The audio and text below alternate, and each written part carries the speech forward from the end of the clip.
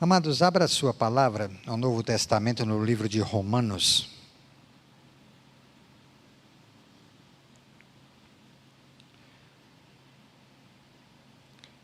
Romanos, nós vamos ver o capítulo 8 do livro de Romanos, a partir do versículo 31. Romanos 8, 31, diz assim aqui na minha tradução.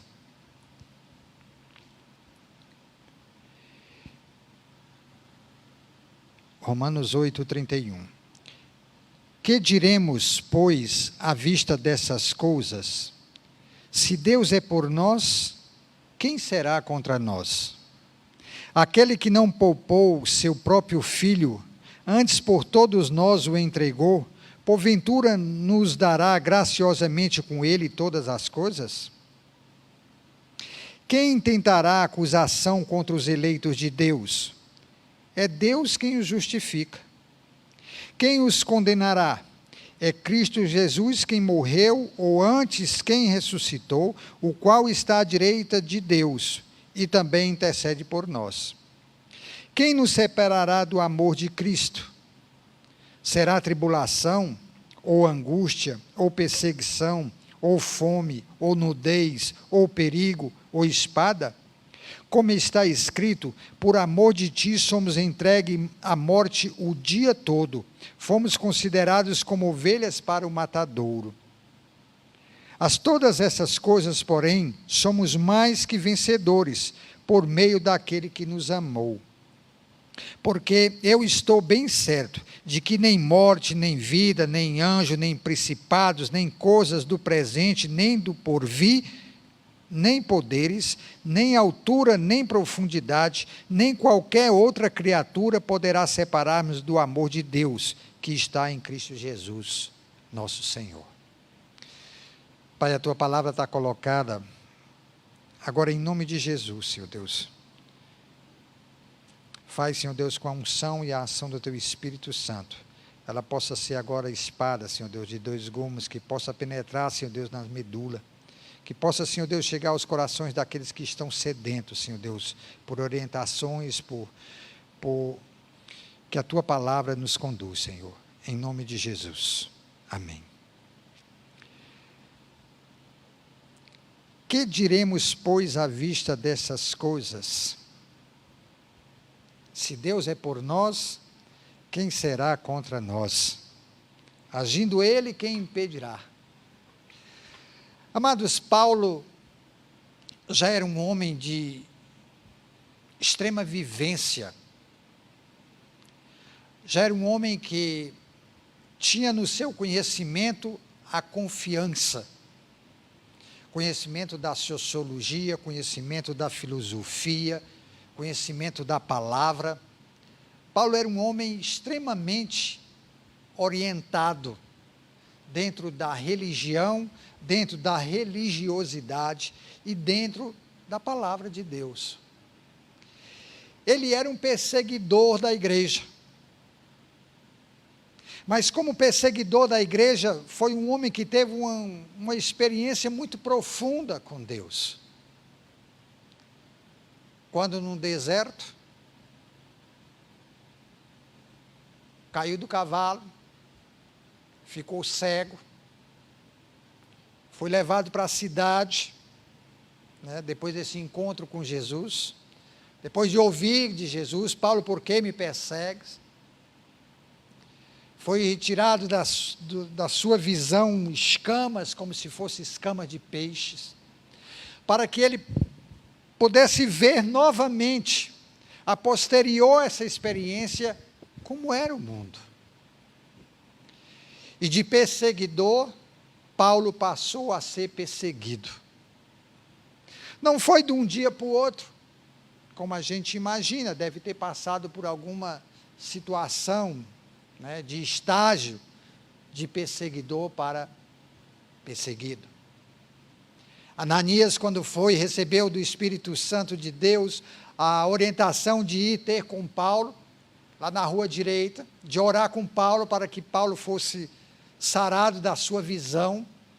Ananias disse para o Senhor: Senhor, mas esse homem é o que nos mata, é o que nos persegue. Mas assim mesmo Ananias foi fazer o que Deus tinha mandado. E interessante é que Paulo fala isso, de toda esta situação aqui, dessa vida exultante, ele fala confiando naquele que teve a experiência e naquele que ele confiou durante essa passagem de perseguido. Não mais de perseguidor, mas agora de perseguido. Porque os judeus passaram a perseguir Paulo.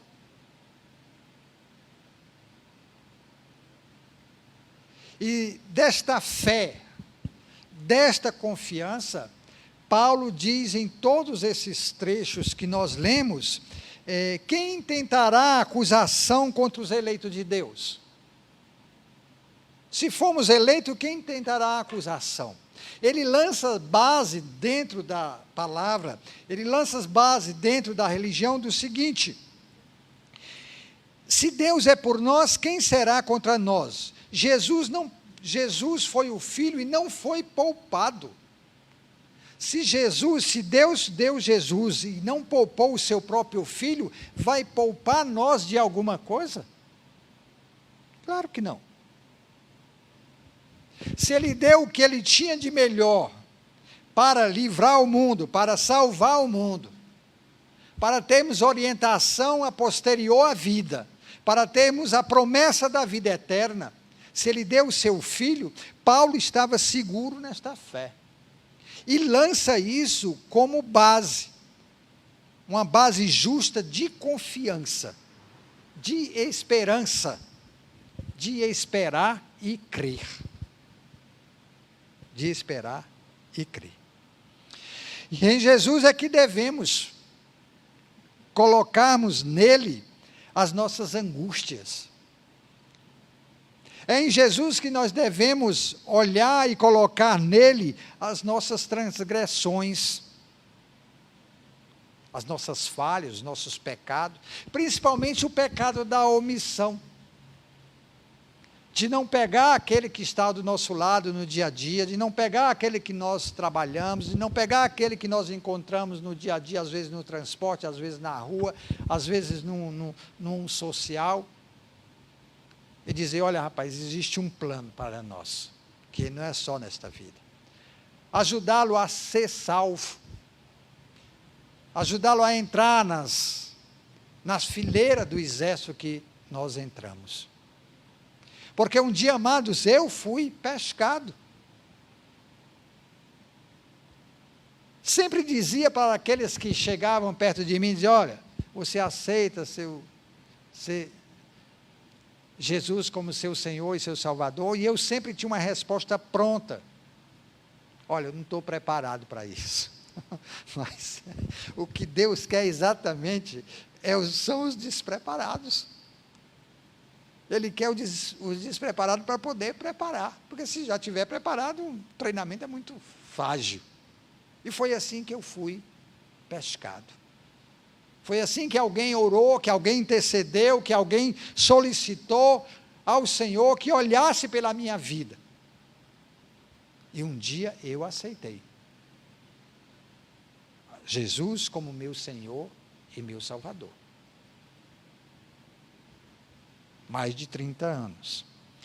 E aprendi a colocar nele as minhas angústias, as minhas tristezas, as minhas aflições, essas do dia a dia que todos nós passamos, essas do dia a dia que todos nós, antes de dormir, fazemos uma passada, e perguntamos: Senhor, e aí?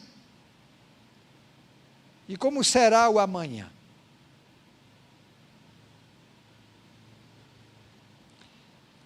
A palavra diz que o amanhecer sempre será uma alegria. E nós temos que crer nisso.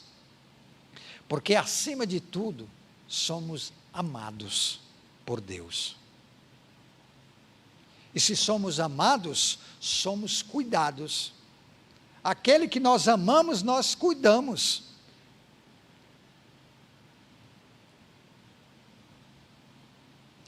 E ninguém, como diz a palavra, ninguém vai poder nos separar deste amor.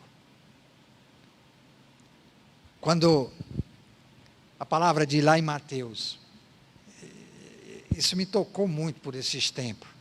Emanuel é Deus convosco. Emanuel é Deus conosco. Nós é que podemos nos separar, nós é que podemos nos afastar, mas Deus não se afasta. Ele está sempre colado. A partir do momento em que nós desejamos chegar mais e mais perto deste amor de Deus, Ele permite. Porque permitiu ao apóstolo aqui a chegar tão próximo, que ele confundia a sua fé com a própria vivência. Nada.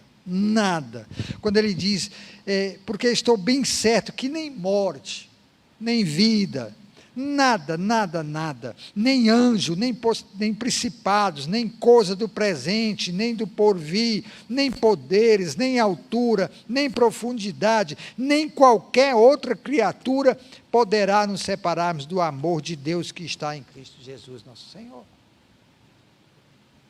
Somente poderá ter uma fé desse tamanho quem tem a vivência, quem tem a confiança, quem crê, quem já passou por experiências profundas como Paulo. E amados, nós já passamos. Se os amados buscarem aí na memória alguns experimentos, né, vividos, ou algumas experiências vividas na vida da igreja, alguns milagres que foram testemunhados, são profundamente estruturantes para a nossa fé. Por isso que testemunho está sempre na primeira ordem da igreja. Porque o testemunho, ele é estruturante da fé de todos. O testemunho é a certeza, o testemunho é a clareza da mão de Deus em nossas vidas. Eu quero testemunhar aqui para os amados, que eu sou o milagre. Eu sou o milagre. Eu às vezes me pergunto, Senhor, onde será que eu estaria, né, na vida que eu levava? Não que eu fosse um camarada extremamente, no conceito que nós temos aí de quem é perdido, não. Mas às vezes a gente imagina, porque a igreja dá o perfil, amado, a igreja nos perfilha, não a igreja edificada, ou edificação, mas a igreja da palavra, a igreja de orientação. Ela nos dá o perfil, ela nos molda novamente o nosso caráter, revestido de uma coisa que talvez somente quando criança ou nascida alguém tenha dito: Senhor, que o Senhor cubra esta criança, que o Senhor dê a esta criança a unção, o teu amor, a tua graça.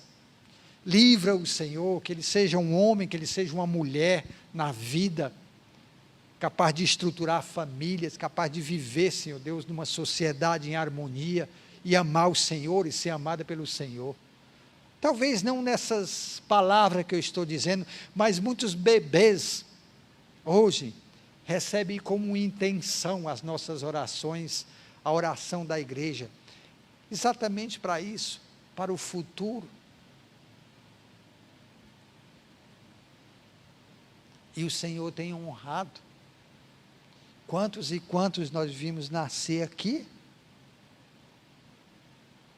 E quantos estão moldados, estruturados dentro da sua família. Ser mais do que vencedor, amado, é conhecer a Jesus.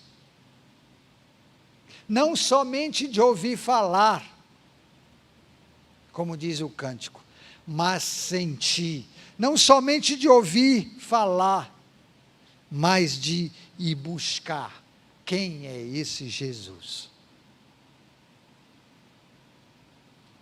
E a igreja nos ensina isso. Ser mais do que vencedor é a mudança de vida, é a conversão. Conversão quer dizer mudança, né? E tanto vem as bênçãos materiais nessas conversões, como vem as emocionais, como vem as espirituais, como vem as de relacionamentos. Paulo jogou todos os seus relacionamentos praticamente fora daqueles antes de conhecer a Jesus, e passou a cultivar outros relacionamentos. E assim, amados, é que nós vamos prosseguindo na igreja. É assim que anos e anos passam e nós vamos nos afilando cada vez mais, nos afinando cada vez mais com o Senhor, que é provedor da nossa fé, provedor do seu amor, provedor dos seus cuidados, provedor do amanhã. Provedor do amanhã. E aquele que sustenta a nossa fé. E que todo o sobrenatural está sob o seu controle. Por isso as nossas orações de intercessão, de petição, para que o Senhor mova. O Senhor movendo alguma força no céu, aqui na terra tem uma resposta imediata.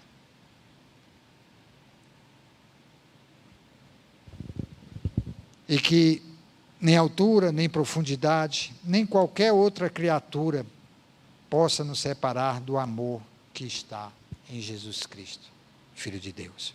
Que os amados possam ver dessa palavra, esse capítulo 8 fala de problemas que Paulo passou e que estava passando. Mas em todas essas palavras, anterior e posterior ao que ele diz: que diremos, pois, à vista dessas coisas? Se Deus é por nós, quem será contra nós? Tudo isso, antes disso, ele coloca diante do Senhor. Olha, Senhor, eu sou perseguido. Olha, Senhor, eu quero ter uma vida esperançosa. O teu Espírito Santo, quem geme, com gemidos que nós não entendemos, com gemido inexpressivo diante de Deus, por todas as nossas circunstâncias. E quais são as nossas circunstâncias? É a nossa vida, o nosso dia a dia, o nosso levantar e o nosso deitar. E entre o nosso levantar e o nosso deitar, os problemas, as soluções, a vida que está aí. Que o Senhor possa, em nome de Jesus, mover os céus nesse instante pelas nossas vidas, pela vida da igreja, e nos abençoe durante esse resto de semana. Que os irmãos possam ler esse capítulo inteiro, e ver o quanto esse homem fechou essa passagem com uma sabedoria somente vindo do alto, somente vindo de Deus, pela sua capacidade intelectual, pela sua capacidade espiritual. Amém? Que os irmãos possam fazer isso e refletir. Traga agora na sua mente aquilo que você tem colocado diante de Deus. Seja uma enfermidade, seja um problema de trabalho, seja um problema de aflição, seja um problema material, espiritual, seja o que for. Aquilo que você tem pedido a Deus para que Ele dê uma orientação. Vamos colocar agora diante do Senhor